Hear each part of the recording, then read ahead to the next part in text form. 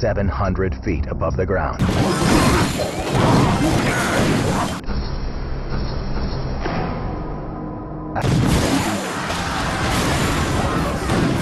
There.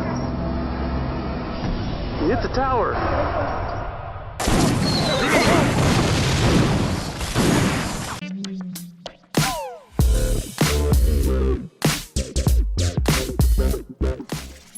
Welcome back to Lackluster Gaming, the show for those who love to game but know they're mediocre at best. Today, we have a free-to-play deck with no legendaries whatsoever, and it has gotten me 12 wins. Now before we get there, of course, let's get the shoutouts down. Schmuckums Gaming was first a couple days ago. Flame Royale was first in the video immediately after, and King Gamer 1313 was first in the next video and didn't even know it. Also want to shout out Rage Mike, Pixie Gods Goldie Gamer, and Lord Salty eSports. More information on Lord Salty eSports at the end of the video. I want to address the shoutouts real quick. They take me a long time to make them and resize them and everything, especially when I'm doing 30 to 40 like we have been in the last few videos. So for now on, the first 10 people to request a shoutouts and the person who gets first on the comment section will get guaranteed shoutouts. So make sure you got those notifications turned on and get in there first. Now before we get into the deck, I want to show you guys this footage I think is fake, but it seems to show the healer, and I don't know, it's just kind of sitting there, it's stationary. I don't know if it's meant to stay on your side of the map or what. Supercell has already said that they are not going to introduce the healer card or spell into the game, so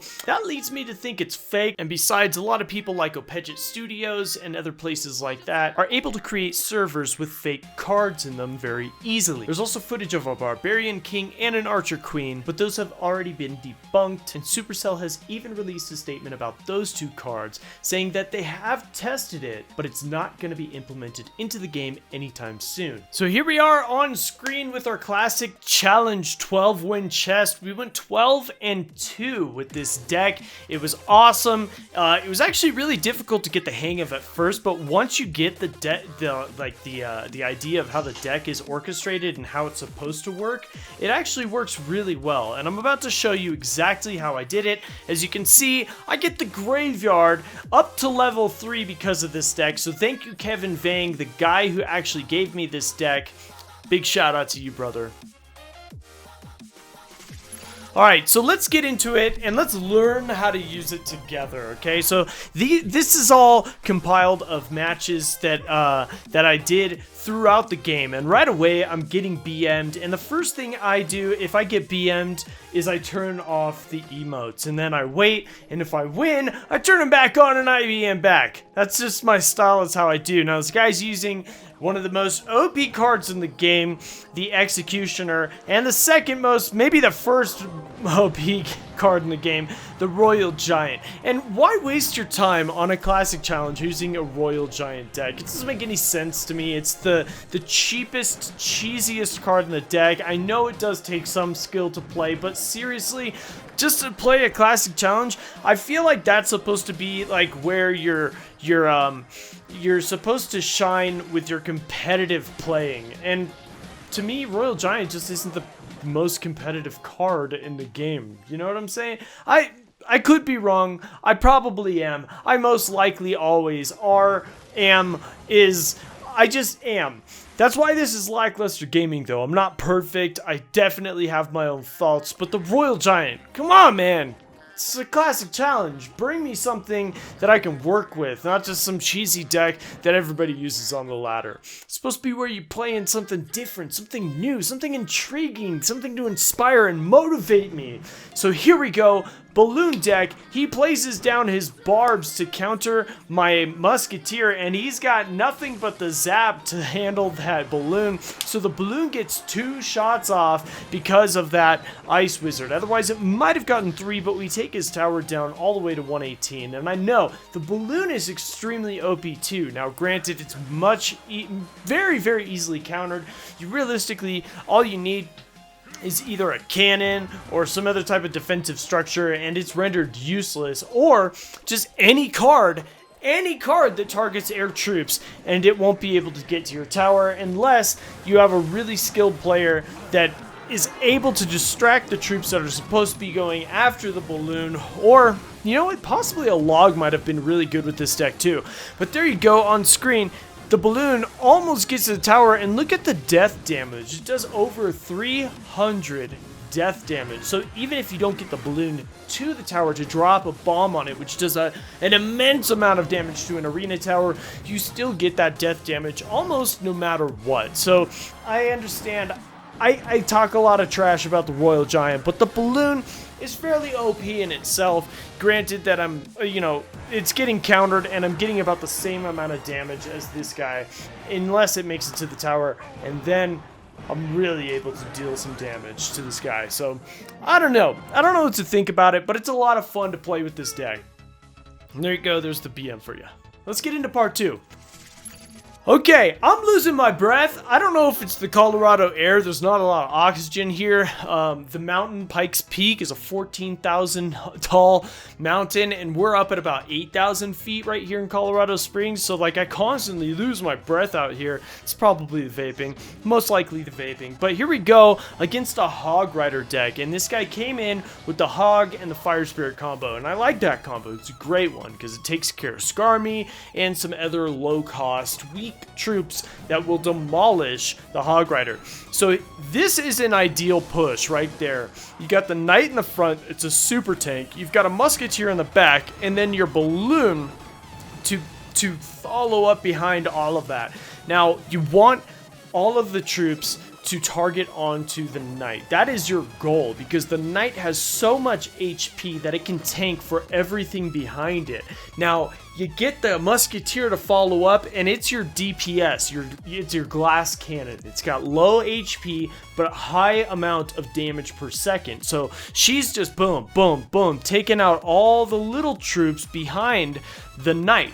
And then your balloon, you want to make sure nothing's targeting it as it makes its way to the tower and hopefully gets there and becomes an undefended card, just dropping bombs on that tower. That's the ideal push with this deck. You've also got the poison spell. I typically used it in a lot of different ways. There was one time where, like for instance, right here would be a great time. Now this guy's using his lightning on this, and this is great actually because I've got the Inferno Tower, and that's my main hard counter to his hog push. So if I can force him to continue to use his lightning as a defensive card, then he won't be able to use it as an offensive push to stop my Inferno Tower, letting that hog get to my tower. But back to the issue at hand. There's a lot of times that I use my poison defensively, or like this, where I place it on a tower, especially if my opponent is placing troops in the back and starting up a slow push. So he's trying to get it to where he's got a group of cards coming at me, as well as the Hog Rider like this, the Executioner, and there you go, he uses the lightning for the Inferno Tower, just as we just discussed, and that's why he was able to get a little bit of damage from our tower, but most of the damage that he's inflicted has been for that lightning spell, so he might have to lightning me out, so I feel no shame in spelling him out with the poison spell. Now I'm going to zap up his Fire Spirits and his, what do you call it? His little goblins. I placed down the Knight to take out the Executioner so that he has to waste the log on that Musketeer. And at this point, that's when I drop my balloon. The balloon is going to target that cannon, but the poison takes it out and redirects it, making sure that that death damage gets to the tower and ends the game with the 1 crown victory. And that was one of the most difficult matches of the 12 wins. Whew! Okay, now we're into part 3, alright?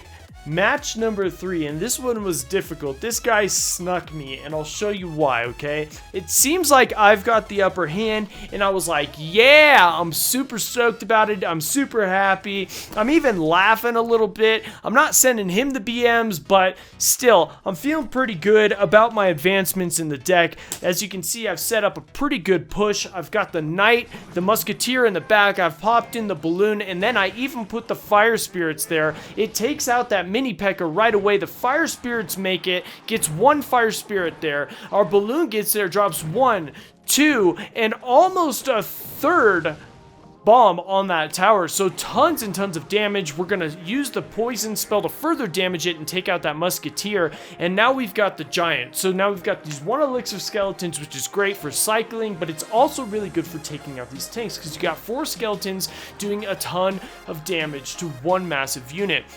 I'm going to put, again, the knight in the front, musketeer in the back, and now we don't have enough elixir for a balloon, but it's still a good push that he's going to have to respond to. So now I've got this mini P.E.K.K.A coming at me. It's no problem. It's low enough health, but we got these 2 archers. We're going to zap them just to drain their health down just enough so that they don't do too much damage. Because archers, you get archers to the tower with something in front of them, the archers can do a ton of damage. So we want to make sure that we don't suffer too bad. And we got fire spirits. We're going to counter with fire spirits, but one of them makes it through, unfortunately. I should have placed them a little further out. And now I'm just cycling with these 1 elixir skeletons so I can start up this push. Now he placed a musketeer in the back, so I'm going to use the poison to drain its health. And luckily those skeletons made her stop and target them and stay within the poison spell a little bit longer. This is where he comes in with the giant. I'm about to get his tower down, but check it out. I take out his giant, I start another balloon push, which realistically I should have, if I were smarter, started that push on the opposite side and forced him to expend elixir in another lane. But we get the damage done to the tower, it's dead, we place an inferno, and this is where he sneaks me. First time he uses the graveyard spell is in overtime, or in the last 1 minute of the game. And unfortunately for me, because I had no idea it was coming and I wasn't counting cards and had not realized that he had not used 8 cards yet, I didn't even know he had it. I had no idea that he was going to play it, so he was able to take that tower. Now, another misplay on my part, I put that Inferno tower way too far off. I think I was still kind of trying to shake off that graveyard from the beginning, and he's coming in again with a fairly decent push with the musketeer, 2 archers. He's got the graveyard on me, and we're able to defend. So lucky for us, we're going to place some skeletons up in the front as well as our balloon, because he just used the musketeer and the archers, but there he is. He's got the musketeers and the fire spirits to defend, but at this point I've got a knight which I placed in the pocket to tank both towers, and I got 2 musketeers now on the tower, just boom boom boom boom, high DPS on those towers, on that one tower. And this time I misplayed again with the Inferno tower. I was already pulling the giant in the opposite direction, and I placed another one, and unfortunately because of that the giant was able to do a little bit of damage on it, but that's okay. Now he places his mini P.E.K.K.A there. Our fire spirits do almost all the damage necessary to take it out. Our knight tanks for the incoming push, and the musketeer takes out the rest. Now he starts with the giant push in the back because he's got to build up a big giant beat down push so that he can get that graveyard to do significant damage to my tower. I send in a balloon as a last minute push, and here we go. The graveyard is accumulating on my tower. I've got the knight and the musketeer defending, but the balloon makes it and does just enough damage to barely win me that match. And that was a crazy game and got me the 12 wins. So there you go, guys. Give it a shot. Let me know what you guys think down below and tell me how you guys did with it. Now stick around later this week. I've got a couple roast rebuttals coming your way. It's going to take me a long time to make them, so hopefully I can get them done this week. I've got some other cool decks and some really neat vlogs coming your way as well. It's just a ton of work. Don't forget, guys, check down below in the descriptions to check out Lord Salty Esports. I've got a link to his channel below. He just restarted his channel, and he's a pretty decent creator. But other than that, guys, I love you, and I'll see you tomorrow. Peace out.